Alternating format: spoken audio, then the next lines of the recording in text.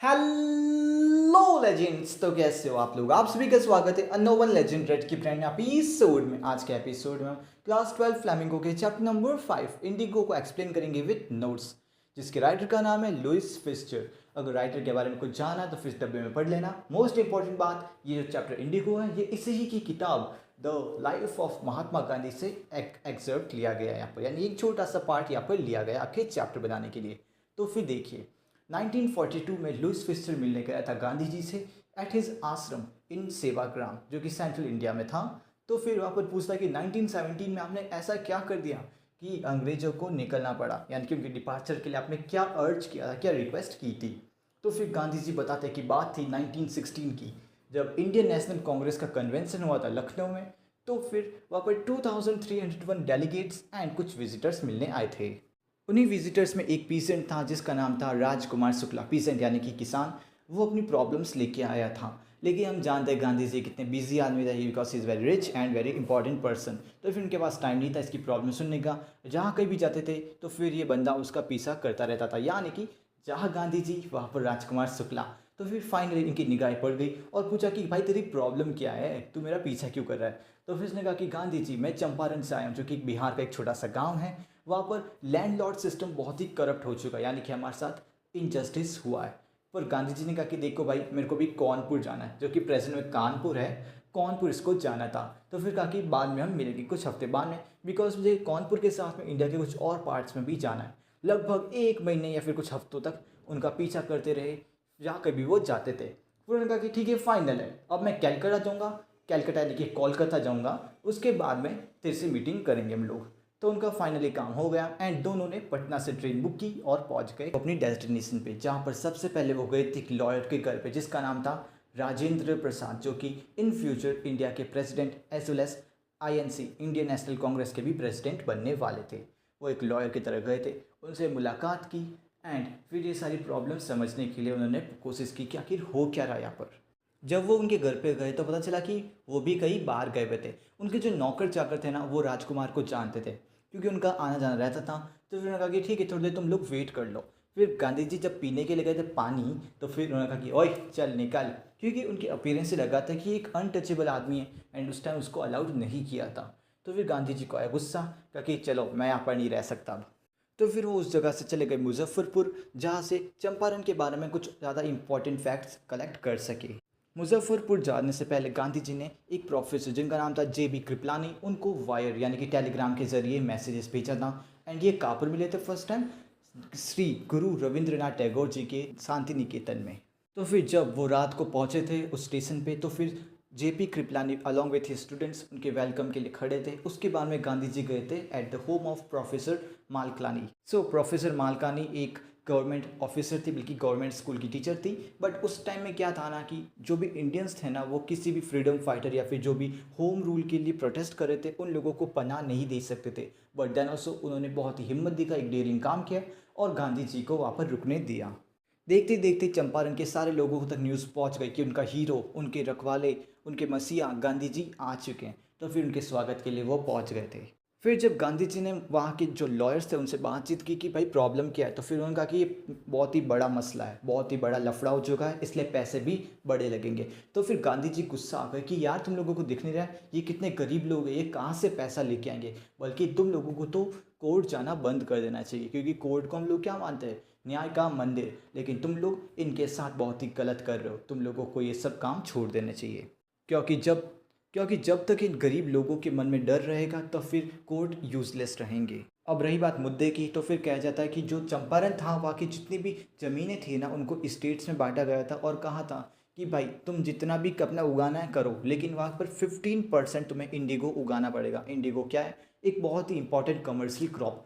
Crops क्या होते हैं जो आप कंज्यूम करते हैं, बट जो क्रॉप्स बेचे जाते हैं, पैसों के लिए उगाए जाते हैं, उन्हें बोलते हैं कमर्शियल क्रॉप। इंडिगो तुम्हें पता ही है, जो कि ब्लू कलर की डाई के लिए यूज़ किया जाता है। मेन प्रॉब्लम क्या हो गई थी, सब कुछ अच्छा चल रहा था लेकिन फाइनली जर्मनी में सिंथेटिक इंडिगो की प्रोडक्शन स्टार्ट हो चुकी थी। अब अंग्रेज भी बड़ी चालाक ब्रो, वेरी चालाक। उन्होंने कहा कि यार कब तो ये लोग उगाएंगे, कब उगेगा, कब हमारे पास एज अ रेंट आएगा, हम क्यों ना डायरेक्टली खरीद ले जर्मनी से, इनके ही पैसों के यूज़ से।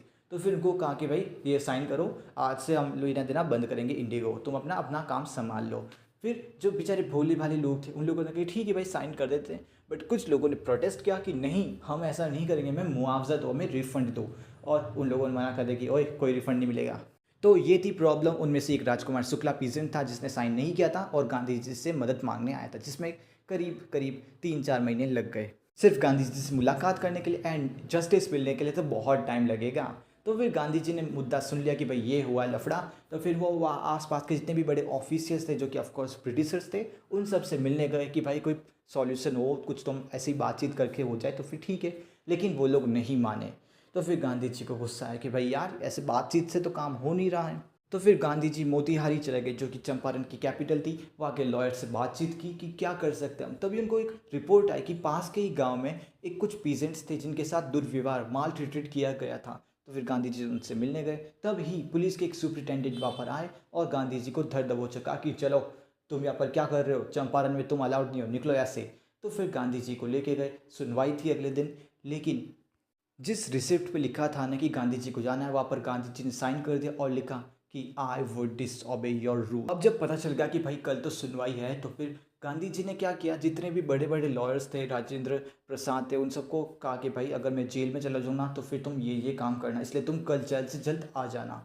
ये बात सुनते ही वो लोग अगले दिन आ गए। जब सुनवाई हुई थी तो फिर भाई साहब क्या ही गजब भीड़ हो गई थी कोर्ट के आगे। ऑफिसर्स बेचारे लाचार थे। उन्होंने कहा कि गांधी जी इतने बड़े आदमी हैं क्या, आप प्लीज़ कॉपरेट कीजिए और इन लोगों को मनाइए। तो गांधी जी गए, भीड़ को शांत किया और अपनी सुनवाई के लिए वेट कर रहे थे। लेकिन कोई भी सुनवाई कर नहीं रहा था, बहुत डिले हो रहा। तो फिर गांधी जी ने कहा कि ये तो कॉन्फ्लिक्ट ऑफ ड्यूटीज़ है, भले ही मैं एक प्रोटेस्टर हूँ बट मैं एक लॉयर भी हूँ और तुम लोग मेरी हियरिंग करवा के रहो, वरना मैं नहीं रुकने वाला, तुम लोग मेरे साथ अन्याय नहीं कर सकते। पर जो मजिस्ट्रेट था, जज था, उन लोगों ने कहा कि अरे यार 2 घंटे का रिसेस है, वेट करना है यार। बट गांधी जी गुस्सा हुए। उसके बाद में जो जज था उसने कहा कि देखो भाई हम तुम्हें फ्री कर देंगे, तुम बेल के लिए अपने अप्लाई कर सकते हैं कि जमानत के लिए। लेकिन गांधी जी ने कहा कि नहीं मैं नहीं मानूंगा। तो फिर ने कहा कि ठीक है भाई, कुछ दिनों बाद फिर से सुनवाई होगी, तब तक के लिए तुम आज़ाद हो, घूम सकते हो। तो ठीक है, कुछ दिनों की मोहलत मिल गई। तो फिर सारे लॉयर से बातचीत की कि अगर मेरे को जेल हो जाती ना अब, तो फिर तुम लोगों को क्या क्या करना है। लेकिन जो लॉयर्स थे उन लोगों ने कहा कि अरे यहाँ जेल जाना पड़ेगा, ये तो बड़ी दुखद बात है, हम नहीं जा रहे, हम तो पीछे हट गए वो लोग। तो फिर राजेंद्र प्रसाद ने कहा कि गांधी बाहर से आया हुआ आदमी हमारे लिए जेल जाने के लिए तैयार है, लेकिन हम यहाँ के लोकल्स होकर भी अगर इसका साथ नहीं दे तो फिर ये बहुत ही शर्मनाक बात होगी।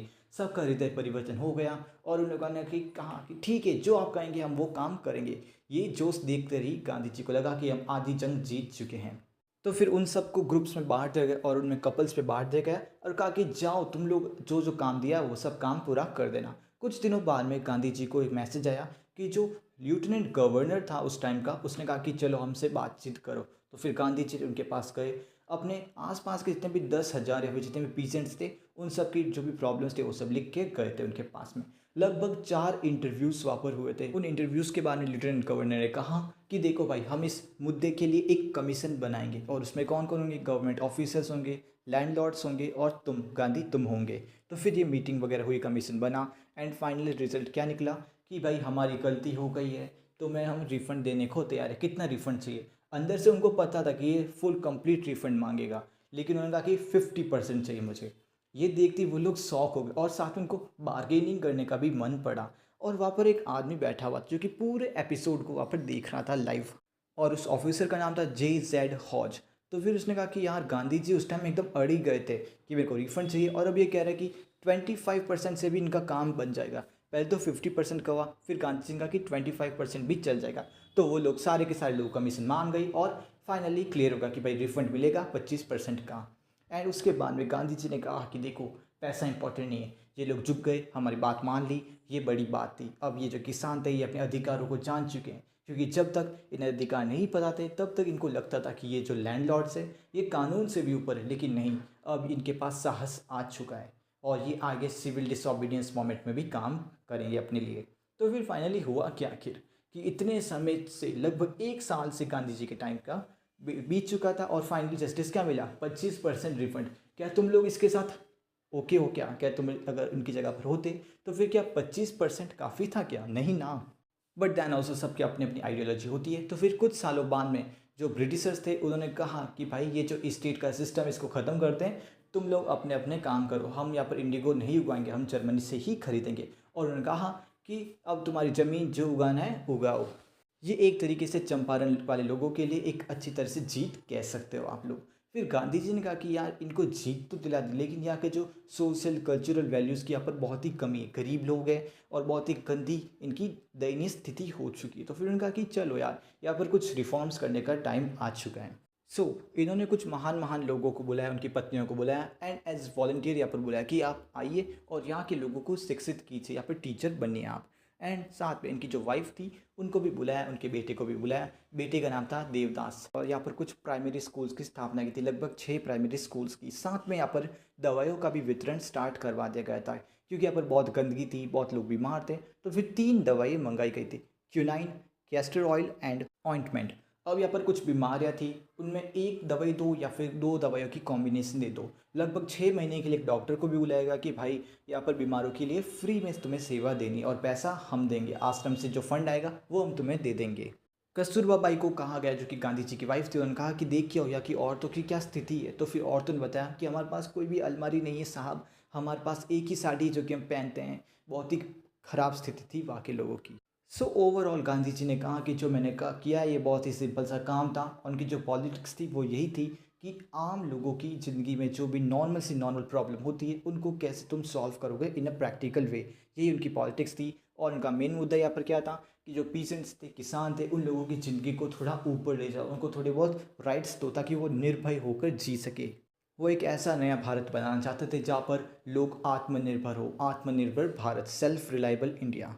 अब कहानी आती है एक इंग्लिश पैसिफिस्ट जिसका नाम था चार्ल्स। वो गांधी जी के पास में आया था फिजी आइलैंड्स जाने से पहले अपना फेयरवेल यानी कि विदाई देने के लिए।